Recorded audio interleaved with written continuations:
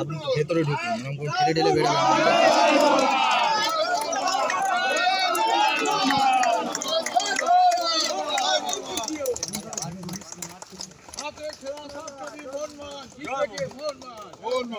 জয় মোহনবাগান।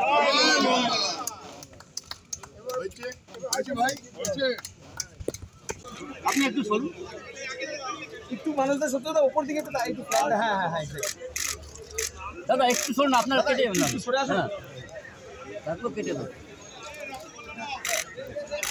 সামনে যাবে এই ছবিটা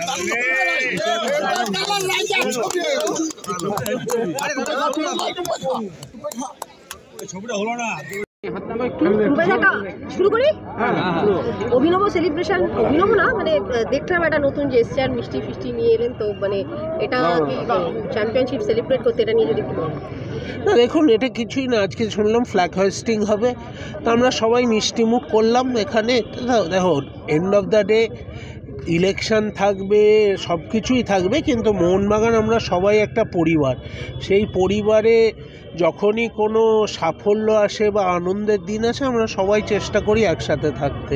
সঞ্জয়দা, 20 মার্চ ফাইনালি সিদ্ধান্তটা উঠে আসবে, আজকে এই বিষয়গুলো নিয়ে মানে না আমি দেখুন, ওরা ডিসিশান নিয়েছে, আমি শুনলাম 20 মার্চ হবে।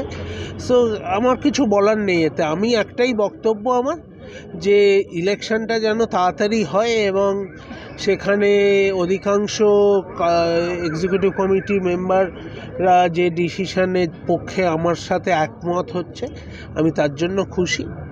এবং ইলেকশন হওয়া উচিত, কারণ আজকে এত মেম্বার আছে, সবারই ভোট দেওয়ার একটা সুযোগ পাওয়া উচিত। ইলেকশনের জন্য আপনারা কতটা প্রস্তুত? দেখুন, ইলেকশন তো মেম্বারদের সাথে যোগাযোগ করা এবং সব সারা বছরই লেগে থাকে। সো মেম্বাররাও ইলেকশন হলে আরও হবে, আরও প্রচার বাড়বে, ইলেকশনে মেম্বারদের কাছে পৌঁছানো হবে। সো তারপর তারা বিচার করবে যে কি তাদের পক্ষে ভালো কি খারাপ। একটু আগে প্রসূন ব্যানার্জি ওখানে বসে বললেন যে বিদেশি প্লেয়ার খেলানোটা মোহনবাগানের আছে বাজেটে, পশ্চিমবাংলা যে কোনো রাজ্যের বলুন, তাহলে কোনো রাজ্যেই তো ভোটের দরকার নেই, তাহলে তো সব কিছুই ঘাটতির নাম করে যে আছে সেই থাকুক, কোনো ভোটের দরকার নেই, তাহলে তো গণতন্ত্রের কোনো জায়গা নেই। কারণ ভারতবর্ষ এমনিতেই তো খুব একটা সারপ্লাস রিচ কান্ট্রি নয় সেই অর্থে, তাহলে তো আমাদের কোনো খরচাই দরকার নেই। দেখুন, এখন ইলেকশনের একটা হয়েছে, অধিকাংশ লোকই ইলেকশন চায়। একটা আমরা সবাই সংগঠনে, মানে ওনার সংগঠন আছে যারা আজকে আছে শাসক গোষ্ঠীতে, আমাদের একটা সংগঠন আছে যাদের সাথে আছে। সো দেখা যাবে। দেখুন, এখন অবধি তো কোনো অমনি প্রস্তাব আসেনি, আগামীকাল প্রস্তাব এলে কি ভাবনা চিন্তা হবে সেটা দেখতে হবে, কিন্তু আমার মনে হয় না সেমনি কোনো জায়গা আছে বা কিছু। অবশ্য এখন ইলেকশনের সিগন্যালটা তো হোক, তারপরে তো এইসব কথার ভাবা। সঞ্জয়বাবু একটা ভালো কথা সেটা হচ্ছে যে আপনারা হয়তো দেখতে পারেন, আপনার যে গত 30 বছরে যা হয়নি এই কমিটি সেই কাজে হাত দিয়েছিল, সেটা হচ্ছে মালিকের ঘর। আপনারা গিয়ে দেখতে পারেন, খুব সুন্দরভাবে আমরা বানানোর চেষ্টা করেছি। সেইটার উদ্বোধনও আমরা 20 মার্চ করব বিকেল 4টে, আর আমাদের কার্যকরী কমিটির মিটিং হবে বিকেল 5টায়। তো আপনাদের অনুরোধ করছি সেটাকে কাভার করার জন্য। আর কমিটি যেটা সিদ্ধান্ত নিয়েছে, ওই ভবনটির নাম হবে, আমাদের বহুদিনের মালিক ভাসিয়া মালিক নামে নাম হবে ভাসিয়া মালিক ভবন। এই নামে ওই ভবনটার নামকরণ হবে এবং মালিরা ওই ভবন থাকবে। এটা আজকের একটি বিশেষ সিদ্ধান্ত। আমরা যেরকম 1911 মুক্তি করেছি, আমরা যেরকম ঋণ বসিয়েছি, আমি মনে করি যাদের জন্যে ক্লাব, কেন ঘাস যদি ওরা না গজায় তাহলে কিন্তু কোনো খেলাই সেখানে সম্ভব নয়। সেই মালিকদের ক্ষেত্রে এত বছরে কেউ সেইভাবে দেখাশোনা করেনি, তাদের জন্য এই ভবনটা আমরা তৈরি করার সিদ্ধান্ত নিয়েছি। আপনারা দেখতে পারেন এটা কোনো কোনো জিনিস নয়, পিছনেই তৈরি হয়েছে এবং সেটার উদ্যোগ ওই বিশেষ হচ্ছে। ভাসিয়া মালিক পরিবারের তরফ থেকে কাউকে আমরা আনার চেষ্টা করছি, আমার প্রাক্তন প্লেয়াররা থাকবে, ক্রিকেটারও থাকবে, ফুটবলারও থাকবেন প্রাক্তন, যারা সবাই মিলে। আপনি যদি 3বার ভালো সেরা দেখেন তাহলে আমি মনে করি ওটা অত্যন্ত কম, কারণ আমরা 3 বার ভারত সেরা হয়েছি ফুটবলে, 22 বছর পরে হকি খেলতে নেমে হকি চ্যাম্পিয়ন হয়েছি, অ্যাথলেটিক্সের 27 বছর পরে স্টেট চ্যাম্পিয়ন হয়েছি।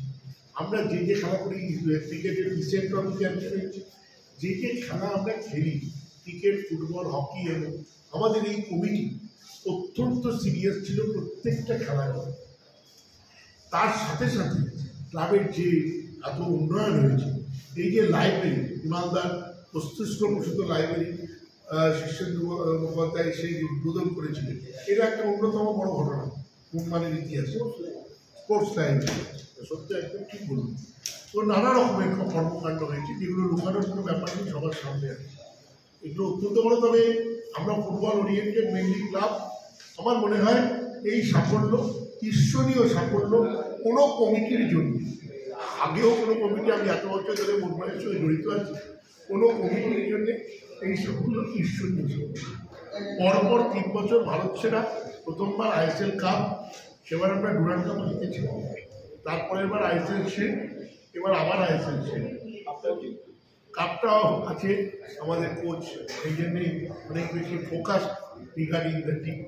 আশা করি আমরা এই সাফল্য, এবং এটা প্রত্যেকটা, আমার একটা বক্তব্য আমি একটি কাগজে বেরিয়েছে, আমি দিয়েছিলাম, এটা সম্ভবপর হয়েছে অনলি বিকজ দি হারমোনি, বা যে আমাদের যে সম্পর্ক club, company, player, coach, support staff, এই যে হারমোনি আছে আমাদের, তার জন্যই এই সাফল্য, কোনো একজনের সাফল্য নয়। এবং ডেফিনেটলি ডক্টর সঞ্জীব গোয়েঙ্কা, তার দূরদর্শিতা এবং তার প্যাশন, সে এখানে একজন ইনভেস্টার নয়, সে একজন সমর্থক হিসেবে নিজেকে মনে করেন, সমর্থক হিসেবে ক্লাবটায় থাকে, এবং তার জন্যেই কিন্তু এই সাফল্য। আজকে তাকেও আমরা সম্মান জানাচ্ছি, আমরা তাকে অনুরোধ করেছি, তিনি মেনেছেন, তিনি ইউএসএ গেছে, তিনি ফিল্ডে একটি ডেট দেবেন, যে ডেটে তিনি জানিয়েছেন যে তিনি ক্লাবে আসবেন। আমরা অনুরোধ করেছি যে শিল্ড আপনি সাথে করে নিয়ে আসুন, উনি এসেছেন, উনি বলেছেন ঠিক আছে, আমি ফিরিত শিল্ড এসে যাবে ক্লাবে, তবে মিস্টার ডক্টর গোয়েঙ্কাকে আমরা সব রকম করছি, এবং উনিও আসবেন। ধন্যবাদ।